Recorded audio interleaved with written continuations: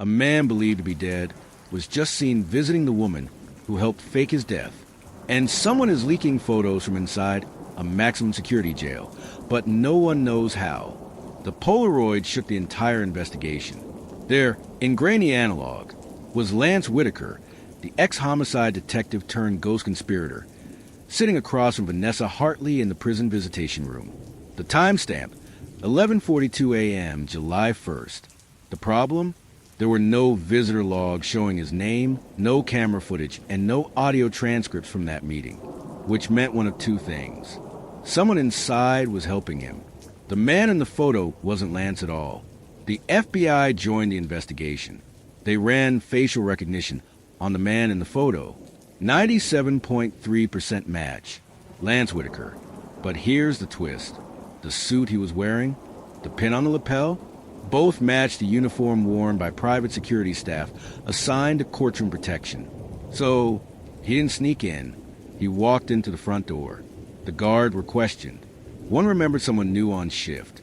Tall guy. Quiet. Had the badge, papers, everything. Didn't say a word. Just walked straight to the visitation area. The badge? Fake. The ID scan? Spoofed. And the name on the uniform? Michael Stover.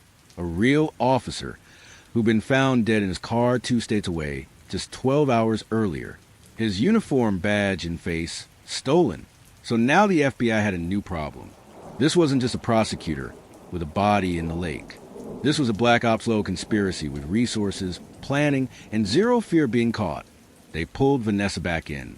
This time, she didn't wait. "He's coming back to finish what we started," she said. "Who is?" asked Agent Grant, the lead FBI profiler. "Lance, but he's not working alone anymore. There's someone else." She called him the accountant. A shadow figure. She claimed Lance mentioned him twice. A former defense analyst turned fixer. Someone who cleans messes for broken people. Mark hired him first. Vanessa said, "Back, we thought I was cheating. He wanted dirt on me. But when Lance found out, he made him an offer." "What kind of offer?" "To disappear together and take me down."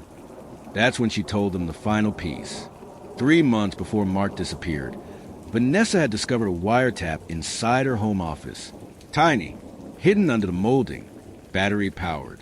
She didn't report it, didn't even remove it. Instead, she played a role. Every time she knew she was being recorded, she spoke like a villain, cold, manipulative, calculating.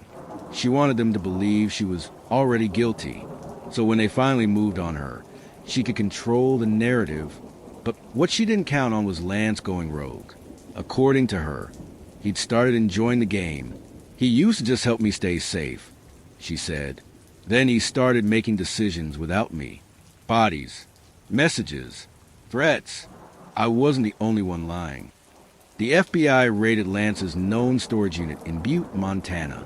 Inside they found a corkboard covered in photos of federal agents, copies of Vanessa's court transcripts marked in red ink, and a black binder labeled Echo.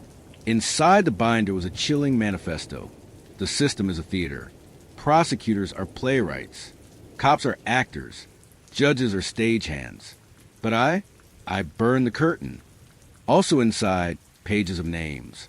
DAs, judges, defense lawyers, all people connected to cases Vanessa had won. Most of them had received anonymous threats in the last 6 months. One, a judge named Elkins, had died in a car fire 3 weeks earlier, initially ruled accidental. Now, suspected murder. Then came the most disturbing leak yet. An email sent to every major crime journalist in the Pacific Northwest. Attached, a video file. At first glance, it looked like an ordinary home security camera feed. But then you see it. A woman, mid-40s, jogging, turns a corner, and from behind a hedge, a figure emerges in black tactical gear, grabs her and disappears. The timestamp, 3:23 a.m., the same morning Vanessa was arrested. The woman? Karen Dupree, a retired legal clerk who worked under Vanessa for 8 years. She vanished without a trace. Her family had filed a missing persons report, but the footage had never been found. Until now, and it had a watermark. ECHO. Now, the FBI had two enemies: a former prosecutor with a body count, and a splinter cell operating under the radar, eliminating legal officials tied to Vanessa's rise. And then came the call that changed everything. An inmate at Snake River Correctional Facility, Arthur Bones Weller, serving 25 to life, requested an emergency interview. He had one thing to say: "You're looking for a ghost." But he's not hiding from you. He's hiding from her. Vanessa? No, the one behind her, the man in the chair. He claimed the accountant wasn't just a fixer. He was a former CIA psychological warfare analyst, known internally as ECHO. Real name unknown. Believed dead since 2007. But Bones had met him. Said he ran a rehab program for criminals. But not to rehabilitate, to recruit. Meanwhile, Vanessa was moved to a new federal holding site. Isolated. No contact. But that night, her cell door was left open. At exactly 2:03 a.m., she walked out of her cell. Her guard were later found unconscious, sedated. No cameras picked up her escape. No alarms went off. It was like someone opened the gates from the inside. A week later, an unmarked envelope arrived at the FBI Portland office. Inside was a single photo. Vanessa, standing in front of a lake cabin. Behind her, tied to a chair, was Lance Whitaker, beaten, bruised, but alive. On the back of the photo, written in pen: "Trade accepted.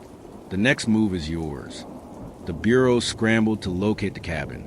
Eventually, a pattern emerged. The location matched the shoreline of Lake Chelan, Washington. FBI, SWAT, and local law enforcement converged on the area. But when they stormed the cabin, no one was there. Just three things: an empty chair with bloodstains, a fireplace poker recently used, and a mirror with a message written in ash. This isn't a story about guilt. It's a story about control. Vanessa was gone.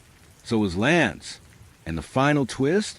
The poker had Mark Hartley's blood on it, suggesting it was the same weapon used in the original murder. Only now it had new blood, too. DNA analysts confirmed it. The second blood belonged to Vanessa herself. So now let's recap. A missing husband, declared dead, was murdered with a weapon now found again, bloodied twice.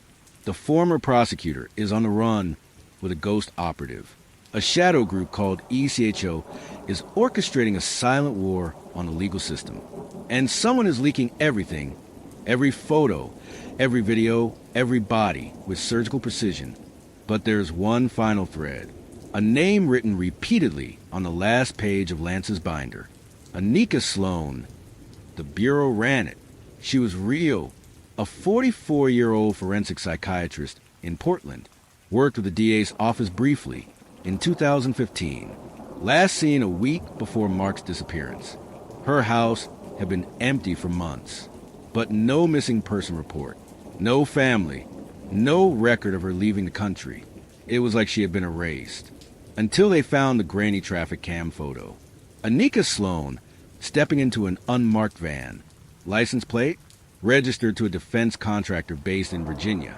Affiliated with one known project. ECHO. Who is Anika Sloan? What is ECHO's endgame? And is Vanessa Hartley a victim of psychological warfare or its architect? The game isn't over. It's just beginning.